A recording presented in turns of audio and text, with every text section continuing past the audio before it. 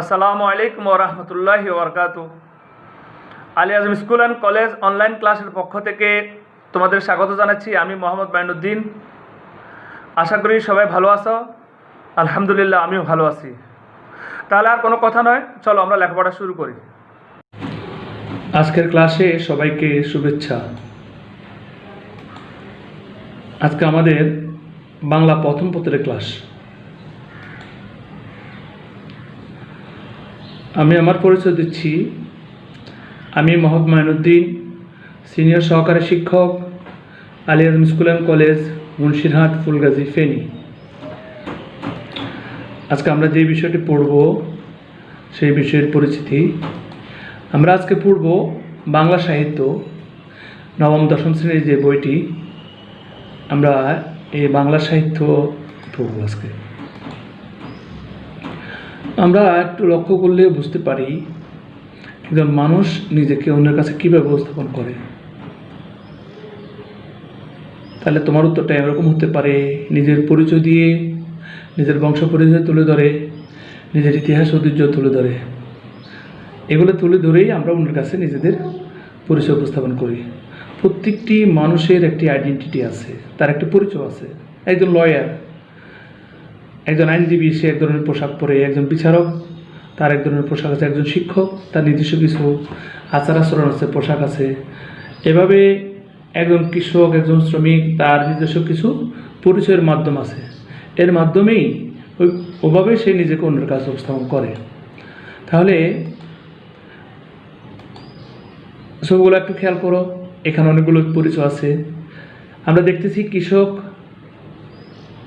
শস্যের ফুলের জমির পাশ দিয়ে হেঁটে যাচ্ছে।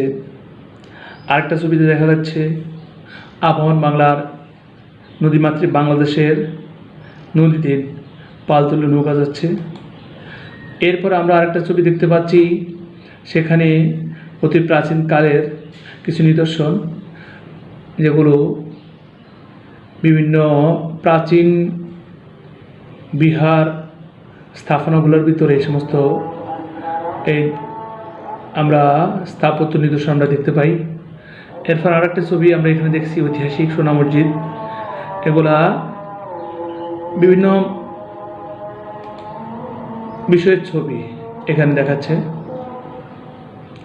তাহলে আমরা আজকে পড়ব আমার পরিচয়, সৈয়দ শামসুল হকের কবিতা আমার পরিচয়।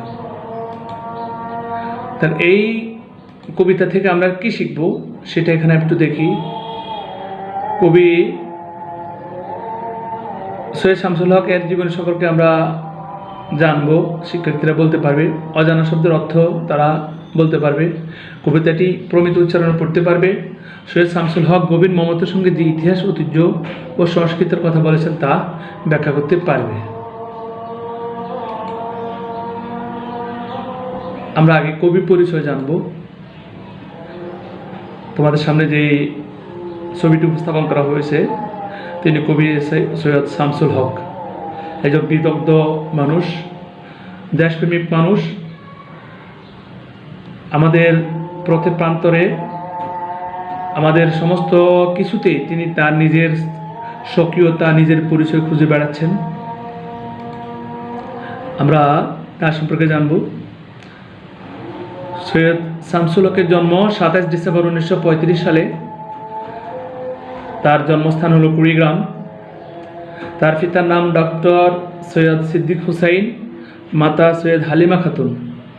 তিনি পড়ালেখা করেছেন ঢাকা কলেজিয়েট স্কুল থেকে মেট্রিক, জগন্নাথ কলেজ থেকে ইন্টারমিডিয়েট ও ঢাকা বিশ্ববিদ্যালয়ে কিছুদিন লেখাপড়া করেন।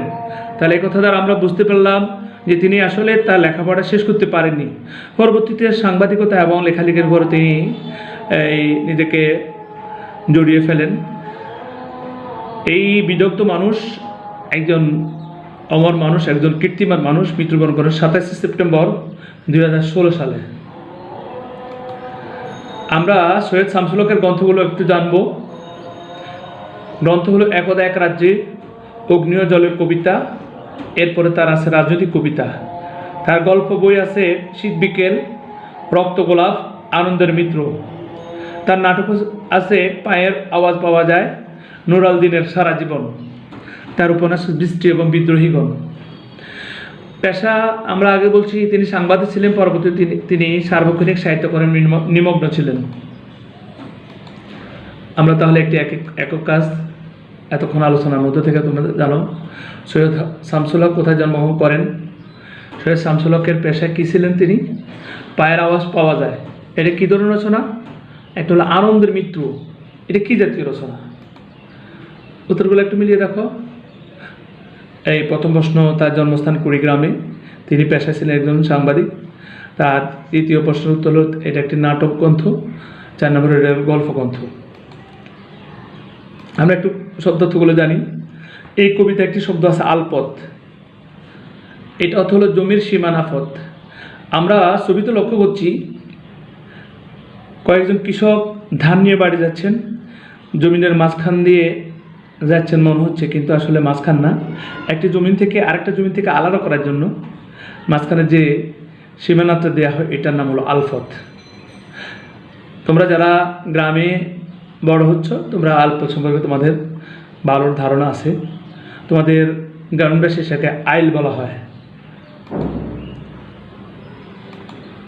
এরপর দেখো একটি ছবি, এটার নাম হলো কৈবর্ত। এটাকে ধীবর বলা হয় বা জেলেও বলা হয়। যারা মাছ ধরে জীবিকা নির্বাহ করে তারাই জেলে। কিন্তু এই কৈবর্ত শব্দের সাথে বাংলা রাজনৈতিক ইতিহাসে একটি ঘটনা জড়িত আছে। এটা 11 শতক থেকে আনুমানিক 1070 থেকে 1077 খ্রিস্টাব্দ পর্যন্ত মহিফালের বিরুদ্ধে অনন্ত সামন্তন চক্র মিলিত হয়ে যে বিদ্রোহ করেন তাই কৈবর্ত বিদ্রোহ নামে খ্যাত। এই বিদ্রোহের নেতা ছিলেন দিব্য। অর্থাৎ রাজা মহিফালের বিরুদ্ধে যে সাধারণ মানুষ জেলে কৃষক সম্প্রদায় বিদ্রোহ করেন, এই বিদ্রোহ যারা করেন তাদেরকে বলা হতো কৈবর্ত। তাদের নেতা ছিল দিব্য। তারা মহিফাল থেকে ক্ষমতাও দখল করে, কিন্তু শেষ পর্যন্ত তারা টিকে থাকতে পারেনি। এরপর একটা ছবি লক্ষ্য করো। আমাদের এই কবিতার ভিতরে একজন কবির নাম আছে, একটি শব্দ আছে অবন ঠাকুর।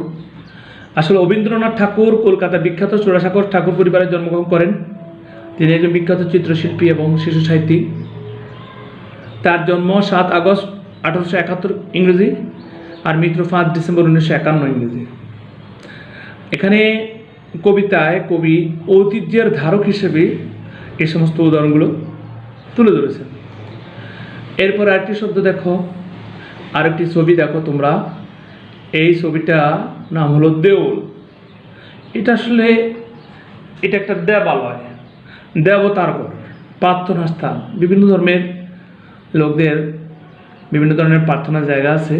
এটাও এক শ্রেণীর ধর্মীয় জনগোষ্ঠীর তাদের প্রার্থনার জায়গা।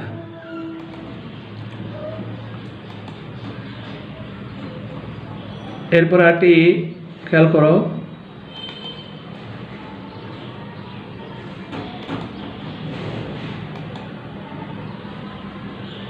এখানে সওদাগরের ডিঙ্গা অর্থাৎ বাণিজ্য তরী। সওদাগর তো আমরা বুঝি যারা ব্যবসায়ী। এখানে ডিঙ্গা দ্বারা নৌকা, বড় ধরনের নৌকা যেটা দিয়ে এক দেশ থেকে আরেক দেশে যাতায়াত করা যায়। আমরা বাংলা সাহিত্যের মঙ্গল কাব্যে সাত সওদাগরের বাণিজ্যের কথা উল্লেখ আছে। কবি আমাদের ব্যবসা বাণিজ্যের ঐতিহ্য বোঝাতে এই লোককাহিনীর আশ্রয় গ্রহণ করেন। সওদাগরের ডিঙ্গা বলতে বাণিজ্যের জন্য সাগরে প্রেরিত জাহাজকে বোঝায়। এখানে আবার খেয়াল করো, জোড়া একটি করা হয়েছে। সওদাগরের ডিঙ্গার কথা কবি কেন বলেছেন তা ব্যাখ্যা করো। তোমরা 10 বাকিটা লিখো। এরপরে দেখো শিক্ষকের আদর্শ পাঠ। একজন শিক্ষক শিক্ষার্থীদের সামনে ক্লাসে এই কবিতাটা প্রমিত উচ্চারণে পাঠ করার চেষ্টা করছেন। আমি জন্মেছি বাংলায়, আমি বাংলায় কথা বলি, আমি বাংলার আলপথ দিয়ে 1000 বছর চলি। চলি পলিমাটি কোমলে আমার চলার চিহ্ন ফেলে, 1300 নদী সুদায় আমাকে, কোথা থেকে তুমি এলে?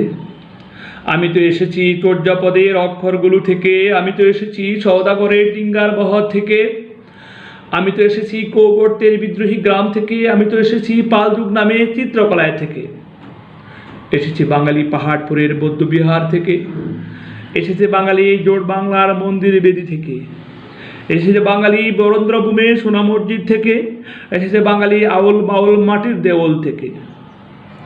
আমি তো এসেছি সার্বভৌম বারবইয়া থেকে, আমি তো এসেছি কমলার দিঘি মহুয়ার পালা থেকে, আমি তো এসেছি তিতুমির আর হাজি শরীয়ত থেকে, আমি তো এসেছি গীতাঞ্জলি ও অগ্নিবীণা থেকে, এসেছি বাঙালি ক্ষুদিরাম আর সূর্য সেনের থেকে, এসেছি বাঙালি জয়নুল আর রবন ঠাকুর থেকে, এসেছি বাঙালি রাষ্ট্রভাষা লাল রাজপথ থেকে, এসেছি বাঙালি বঙ্গবন্ধু শেখ মুজিবুর থেকে। আমি যে এসেছি জয় বাংলার বজ্রকণ্ঠ থেকে, আমি যে এসেছি 71-এর মুক্তিযুদ্ধ থেকে, এসেছি আমার পেছনে হাজার চরছিন্ন ফেলে। শুধাও আমাকে, এত দূর তুমি কোন প্রেরণায় এলে? তবে তুমি বুঝি বাঙালি জাতির বীজ মন্ত্রটি শুনো নাই? সবার উপরে মানুষ সত্য, তাহার উপরে নাই। একসাথে আছি, একসাথে বাঁচি, আজও একসাথে থাকবো।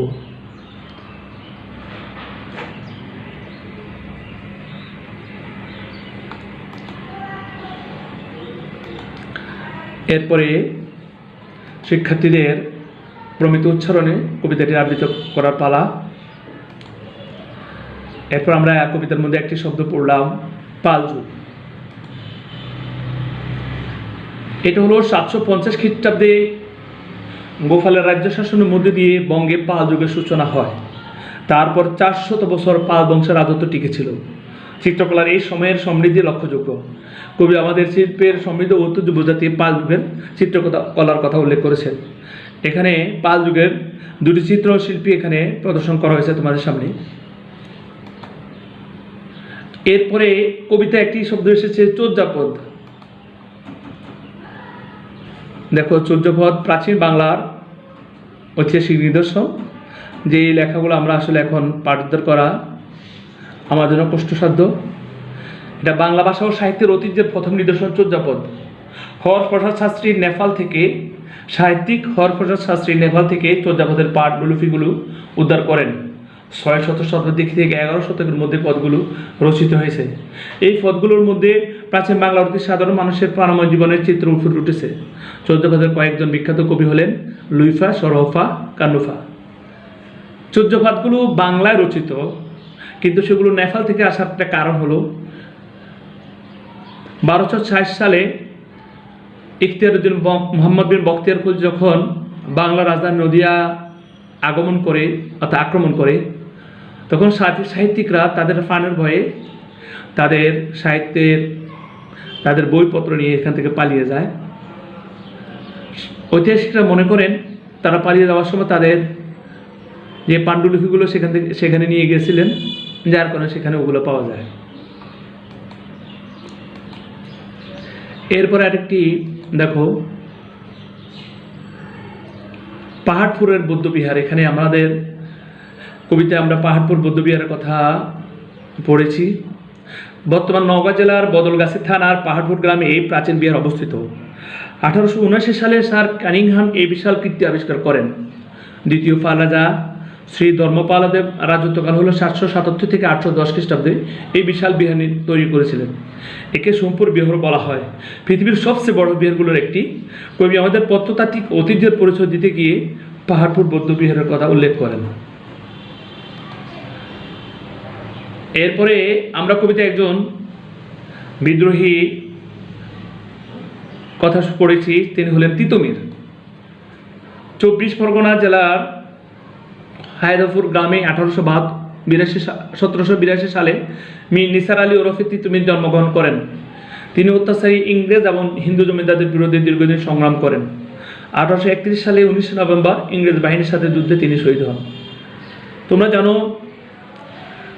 তিতুমির ইংরেজদের বিরুদ্ধে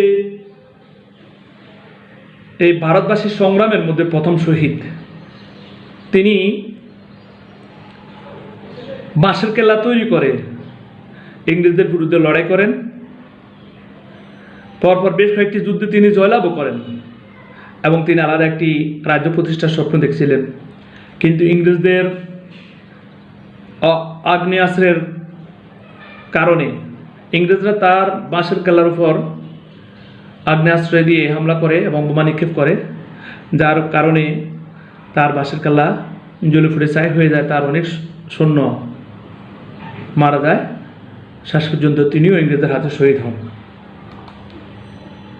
এরপরে আরেকজন বিপ্লবী নাম হলো ক্ষুদিরাম।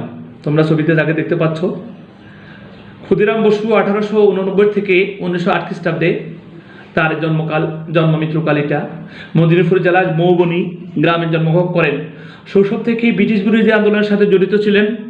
অত্যাচারী ম্যাজিস্ট্রেট কিংসফোর্ডকে হত্যা করতে গিয়ে ভুলবশত 2 জন ইংরেজ মহিলাকে হত্যা করেন। 1808 সালের 11 আগস্ট এই মহান বিপ্লবীর ফাঁসি আদেশ কার্যকর করা হয়। অর্থাৎ ইংরেজদের বিরুদ্ধে আমাদের আজকের যে স্বাধীন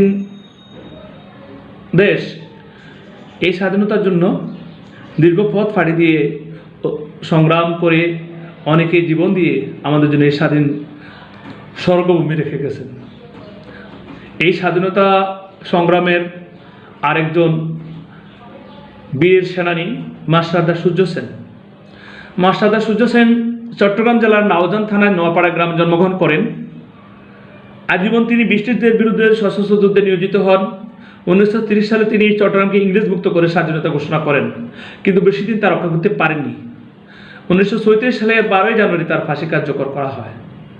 অর্থাৎ ইংরেজরা এই সমস্ত বিপ্লবীদেরকে, এই সমস্ত দেশপ্রেমীদেরকে ফাঁসিতে ঝুলিয়ে হত্যা করে। এরপরে কবিতায় আরেকজন অবিসংবাদিত নেতার কথা কবি উল্লেখ করেছেন। তিনি হলেন আমাদের সবার প্রিয়, হাজার বছরের শ্রেষ্ঠ বাঙালি বঙ্গবন্ধু শেখ মুজিবুর রহমান। বঙ্গবন্ধু শেখ মুজিবুর রহমান 1920 সালের 17 মার্চ গোপালগঞ্জের টুঙ্গিপাড়ায় জন্মগ্রহণ করেন। প্রথম ব্রিটিশ বিরোধী আন্দোলন, পরে হানাদার পাকিস্তানিদের বিরুদ্ধে গণ আন্দোলন শুরু করেন। তার নেতৃত্বে 1971 সালে বাংলাদেশ স্বাধীন হয়। বাঙালির শাশ্বত সংগ্রামী চেতনা বোঝাতে কবি বঙ্গবন্ধু শেখ মুজিবুর রহমানকে প্রতীক হিসেবে উপস্থাপন করেন। আমরা তোমাদেরকে একটি একক কাজ দিচ্ছি। সৈয়দ শামসুল হক গভীর মমতার সঙ্গে যে ইতিহাস, ঐতিহ্য, সংস্কৃতির কথা তুলে ধরেছেন তা ব্যাখ্যা করো।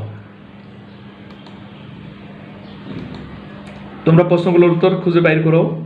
দেউল অর্থ কী, যেটা আমরা ইতিপূর্বে আলোচনা করেছি। আলপথ কী? পাহাড়পুরে বৌদ্ধবিহার বর্তমানে কোন জেলায় অবস্থিত? ক্ষুদিরাম বসুকে কত সালে ফাঁসি দেওয়া হয়েছিল? তোমাদের একটা বাড়ি কাজ থাকলো আজকে, সবার উপরে মানুষ সত্য, তাহার উপরে নেই, কথাটি ব্যাখ্যা করো। সবাই ভালো থাকবে। আল্লাহ হাফেজ।